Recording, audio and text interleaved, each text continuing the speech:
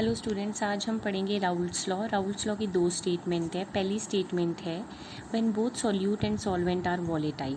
जब दोनों सॉल्यूट और सॉल्वेंट क्या हो, वॉलेटाइल। वॉलेटाइल मतलब जिनके वेपर्स बन सकते हों, ठीक है।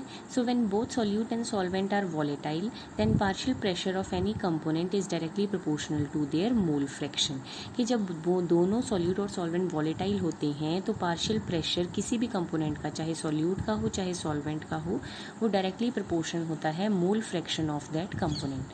फॉर एग्जांपल हमारे पास सॉल्वेंट ए है और सॉल्यूट बी है, तो राउल्ट्स लॉ की फर्स्ट स्टेटमेंट के accordingly partial pressure of A P A is directly proportional to mole fraction of A. Mole fraction होता है एक्स ए। मोल फ्रैक्शन को एक्स से रिप्रेजेंट करते हैं, वेपर प्रेशर या पार्शियल प्रेशर को पी से रिप्रेजेंट करते हैं। तो P A is directly proportional to X ए।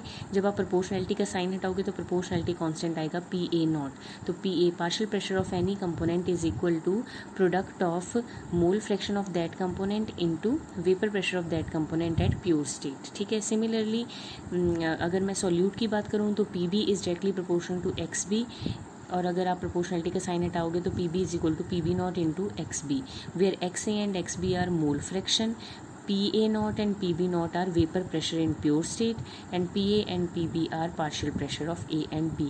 तो बेसिकली जब both solute and solvent volatile हैं तो उनका पार्शियल प्रेशर किसके डायरेक्टली प्रोपोर्शनल होता है, मोल फ्रैक्शन की। राउल्ट्स लॉ की सेकंड स्टेटमेंट होती है कि अब सॉल्यूट नॉन वॉलेटाइल है, सॉल्यूट के वेपर नहीं बन सकते, लेकिन जो सॉल्वेंट है वो वॉलेटाइल है। सपोज आपने चीनी पानी में घोली, तो चीनी क्या है, नॉन वॉलेटाइल है, पानी क्या है, वॉलेटाइल। तो मतलब जब सॉल्यूट क्या हो, नॉन वॉलेटाइल, तो क्या होता है, तो पार्शियल प्रेशर सिर्फ सॉल्वेंट के कारण होता है। अब सॉल्यूट तो उड़ नहीं सकता, उसके वेपर नहीं बन सकते, तो पार्शियल प्रेशर किसके कारण होगा, सिर्फ सॉल्वेंट के कारण। मतलब सॉल्वेंट को ए कहते थे तो P A is directly proportional to X A, proportionality का साइन हटेगा तो P A is equal to P A not into X A. अब हमें पता है कि मोल फ्रैक्शन ए और बी का एक्स ए प्लस एक्स बी किसके बराबर होता है, 1 के। तो एक्स ए क्या आ गया, 1 माइनस एक्स बी। अब इसको बेटा यहाँ 1 में पुट कर दो। एक्स ए की जगह हमने क्या पुट कर दिया, 1 माइनस एक्स बी।